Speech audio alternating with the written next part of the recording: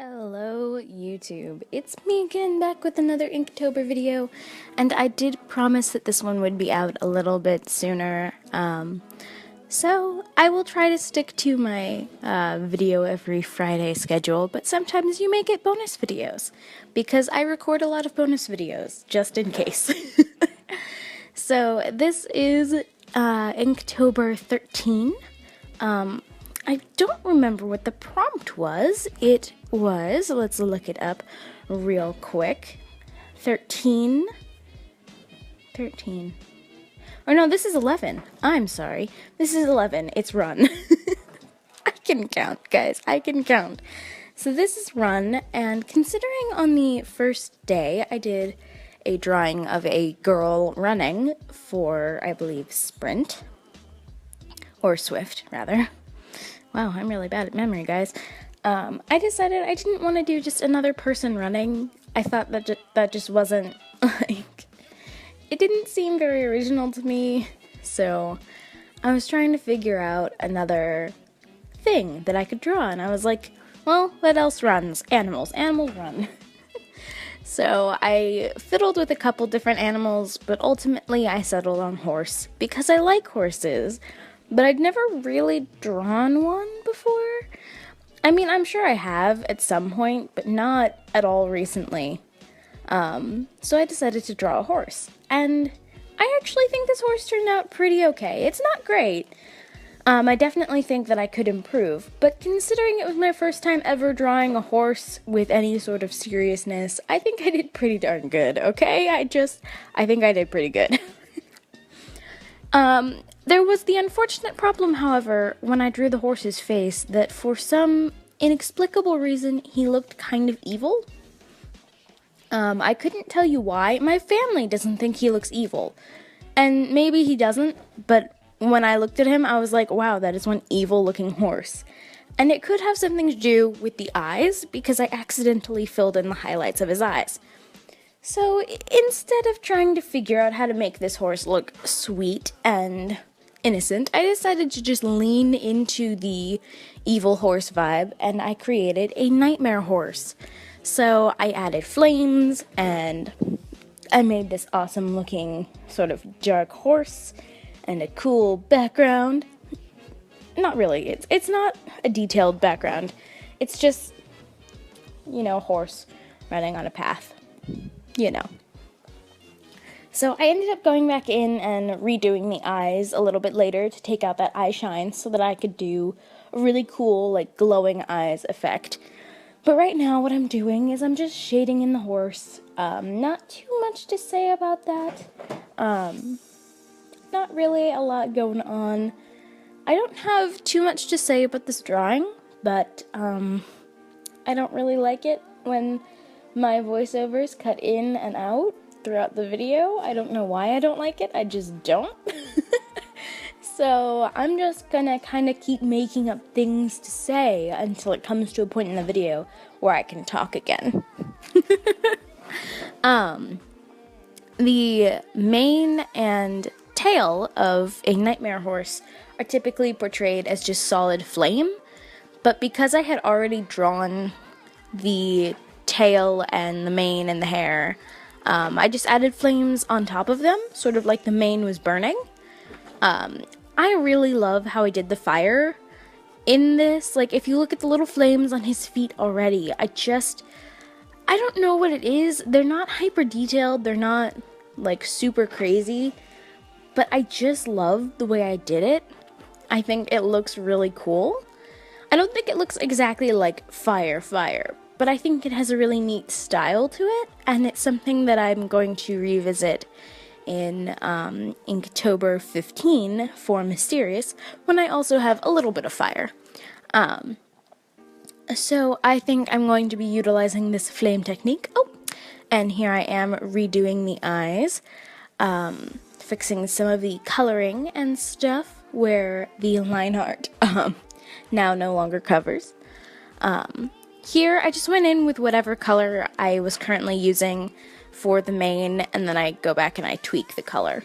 I noticed for Inktober, I did a lot of the soft light feature where I started with grayscale shading and then went back in with color.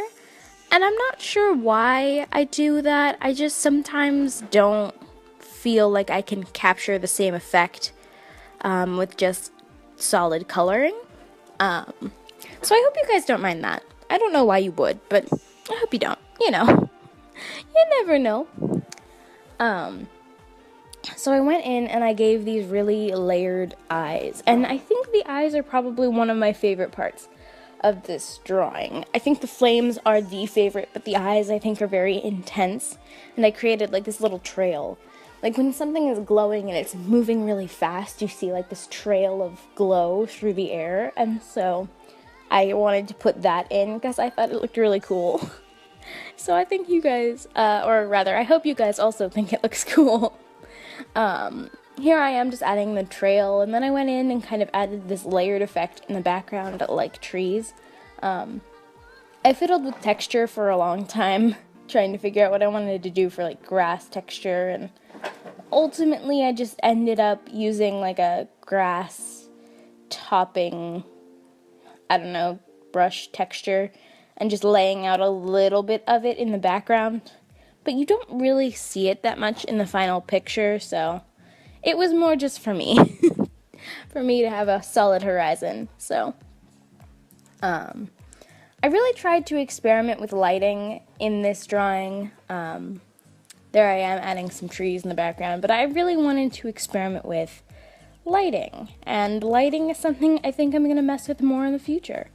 So I'm coming to the end of my little horsey drawing here, and here is the final product. I hope you like it, because I think it's pretty cool. I think I could have pushed the lighting a little bit further, but that's okay. Oh, this drawing. Okay, so this drawing, the prompt was shattered. And I thought, my first thought was of mirror, and I was like, well, what do I want the mirror to be reflecting?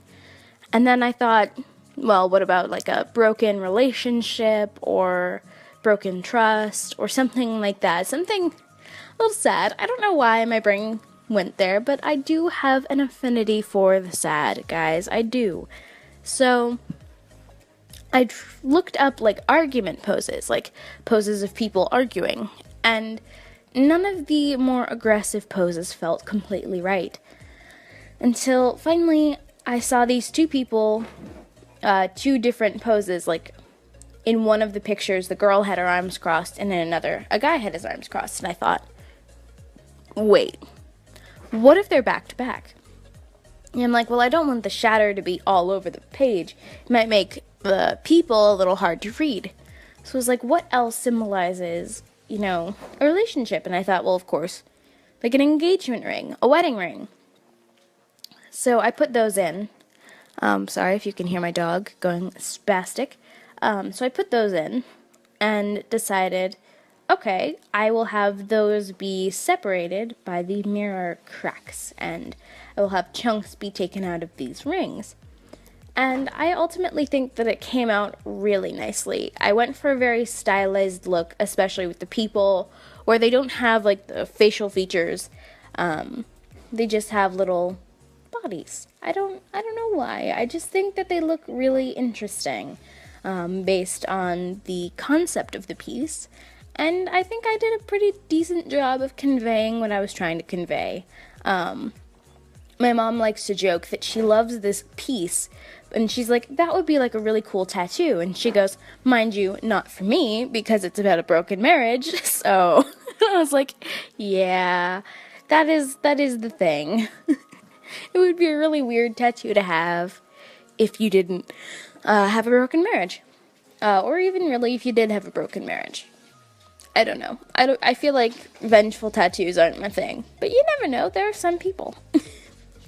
So, I did a lot of tapering for these cracks. These cracks were a little finicky at times. I did have some trouble figuring out how I wanted to get these lines. And I struggled a lot with creating really interesting mirror cracks that weren't overwhelming. Here I am making the rings, the basic ring shape. isn't much to look at, but the engagement ring I actually really liked. I'm not sure what it was exactly about the engagement ring that I thought was really interesting. I just liked it. So I liked shading this diamond, and I didn't trace over the top of the one that I had because I think it came out a little squished. I must have been drawing at an angle or something. Or maybe it's just a bad picture, I don't know. But I ended up just creating the engagement ring from scratch, and I think that was a good idea. I think I like the way it turned out much better than I thought I would. I wish that I had done it less like they were overlapping and more like they were interlaced, but I didn't, so oops.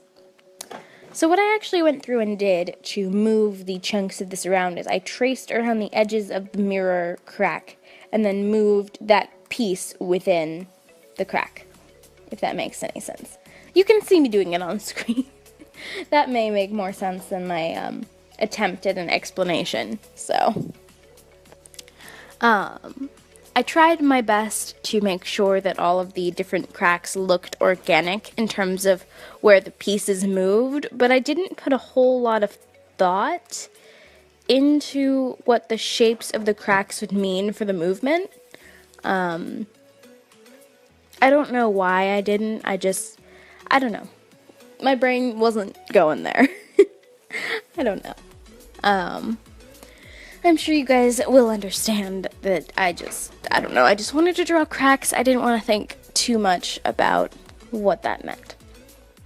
So these two had some really cool, like, sketchy shadows underneath them that I thought added some really cool intrigue, and I thought it drew the eyes really to the couple, and I thought they were kind of an important focal point, which is why I make them contrast so much.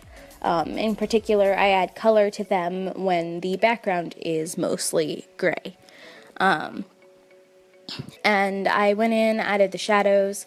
I really like how these shadows turned out. I think the shadows add an extra bit of, I don't know how to say it, like, I feel like it adds some more dimension to the piece, and I think it makes the characters look even moodier, I guess would be the right word. I don't know. So I decided to do these people. At first I was thinking I might do them in grayscale, but then I went through with the soft light feature again and just added some color because I wanted them to have a little bit of life to them. I wanted to keep their colors contrasting. So when he had light skin, I gave her dark skin. When he wore more orange clothes, I gave her more blue clothes because they're complementary, but they're also technically opposites. So I gave them very different looks in the hope that it would really differentiate the two characters. I'm sorry, I have hiccups. But in the hopes that it would really make them look starkly different. But then also give the piece kind of a pretty complementary feel. So they would be different in a striking way, but not so much so that it would be distracting for the eyes. So yeah, I don't really have too much more to say about this drawing, drawing-wise, I guess. I do want to say, just as a brief note, my next Inktober video will only include 2 drawings, and that is because the second one is a drawing of a character, and I don't want to do a full-blown character introduction video for her because that story that she comes from and that world, I don't really think I'll ever do anything with. So going in and making a whole video about her, it just wouldn't make sense. But I did want to give a little bit of extra time to the world she comes from and tell you guys a little bit of a story. So I'm going to take a little bit of extra time on day 15's drawing. The prompt would be mysterious. and I wanted to go into that character and where she comes from and all that fun stuff. So you guys will get to see that in the next video. I have already filmed the next... I've already drawn day 14 completely, and day 15 is well underway. So I'm keeping myself up to date on Inktober videos as much as I can, so that you guys don't end up missing any. I always feel really bad when I miss a video, or like when I'm late, so that's why I filmed so many extra videos and why I have so much planned. Just so that if I ever forget to post anything on a Friday, I have something else to post for you guys. These rings, when I initially colored them in, I thought that the bright, vibrant gold didn't really fit with the piece, so I went in and heavily desaturated them and then created this sort of effect where they looked starkly brighter than everything else. But there we go. There is the finished piece, and I think I love it. So here is the last piece of this episode, and it was for the prompt teaming. So I didn't know this before I did this piece, but teaming doesn't just mean like having a lot of something. Let's actually look up the exact definition for teaming while we're at it. Teaming definition, let's go. So team, to be full of or swarming with, is one of the main definitions. That's what most people know it for, but there's also another one that I didn't know. Of water, especially rain, to pour down or fall heavily. So I thought, I never really knew that. So let's make a drawing of a girl on the rain. Because, you know, why not? So I looked up some really cool umbrella references and like a girl holding an umbrella. I'll see if I remember to link like the reference pack that I got this pose from. I admittedly did a lot of kind of quote-unquote exact pose like rips for Inktober, but I'm honestly kind of glad that I did, because I was struggling a lot with anatomy and posing, and then I started... Inktober was kind of my way of challenging myself to create more full body poses and create more intricate character drawings. And I think my next thing is going to be creating characters in scenes. I think I really want to focus on that. Here, what you'll see me doing is creating some sort of background rain, and I use this sort of fir grass texture, and I'm just filling the page with these vertical, pointed shapes. And I go back in and really bring down the opacity and lighten the color, and it just gives the illusion that in the distance there's even more rain. So I think that's really cool. I like the way that turned out. So I went back in, and I know for Inktober I tend to keep the line art just strictly black, so that you can really see the original like pen lines that I had. But I thought for the rain it just wouldn't look right if I just had these black streaks. So I went in and I changed the rain to a softer pale gray color, just so that it would stand out a little bit more. And then I could have my central female character. I think if there was anything I could change about this drawing, it's that there's really no background. Like, you have no idea what she's looking at. She's just sort of standing on a sidewalk, staring out into nothing. And I wish that I had included some sort of something for her to be looking at. Like, maybe she's standing on the edge of a cliff or something, looking over a guardrail, looking at something, but she's not. She's just sort of staring into an abyss of rain. So, I hope you guys don't mind that. It's something I plan to work on in the future, and just making my characters and my drawings feel a little bit more like they have a place. Like, they're not just characters on a page, like, they actually have a space that they exist in. So, yes. I didn't, struggle too much with this one. I think I wanted to capture a lot of texture, in this drawing in particular. So I went in, I don't know if I talked about this in one of my last videos, but some of the ways, or one of the ways I get texture in my drawings is I will do all of the grayscale shading, and then I will duplicate that layer, make it a soft light layer, and use an eraser with a particularly textured brush, and just rub over it. So when you duplicate shading on a soft light filter, it makes the shading more intense, and then you go over it with this eraser that has the texture, and all of the places that the brush doesn't touch will be darker. So it creates the illusion of texture. So I think that was a pretty interesting find on my part. I don't know if I actually, that's probably something a lot of people do, that I'm only just learning you can do it, and that makes me look silly, but I like it. With this drawing, I think I tried to go back in and add some more texture to the hair. I'm not sure if I stuck with it or not. I don't know. Yeah, here I am just trying to add some texture to the hair, and I think I ended up going with it. I'm not sure what I want to do with hair, because I really like having the sort of textured hair look, but I just feel like it's not where it should be. And something I'm trying to figure out where to strike a good balance. So yeah, originally in the reference picture, it was a red umbrella and a red coat and red heels and red everything.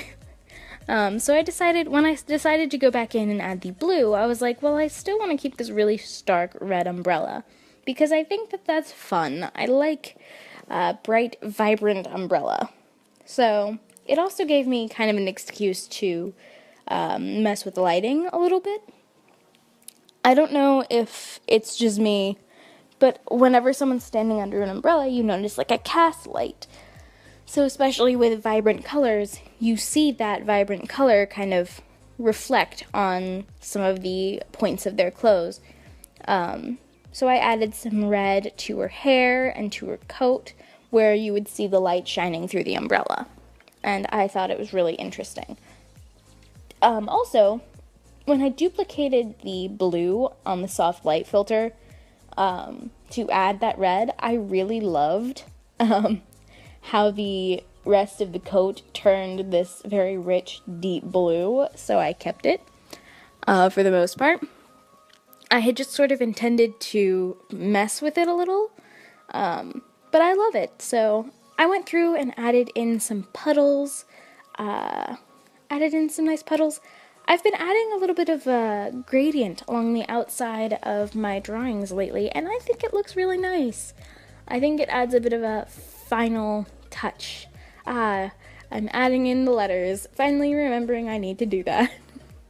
So here is day 13, and that'll be it for me, so have a good morning, evening, afternoon, nighttime, time of day, and I will catch you guys on the flip side.